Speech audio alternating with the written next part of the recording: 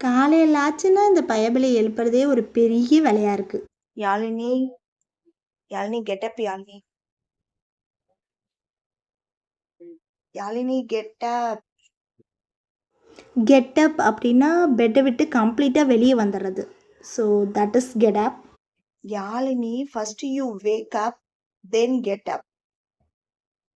Gonna wake up. Yazhini, Yazhini, Please, Mama. wake up, then get up. Please, come on. Yazhini, get up. Make your bed. Yes, Yalini, do it fast. Time is 6 o'clock, Yalini. Yalini, Wake up, Nana. wake up na first நம்ம பெட்ல இருந்து கண்ணை திறந்து பார்க்கறது. அதுதான் wake up. Get up now. Get up னா பெட்டை விட்டே வெளியே வந்துடுறது. இப்போ நீங்க எந்திரிச்சு வாங்க, நம்மளுக்கு டைம் ஆகுது, ஸ்கூலுக்கு போகணும். வாங்க வாங்க, எந்திரிங்க எந்திரிங்க. அதுதான் get up. Get up get up. Make your bed.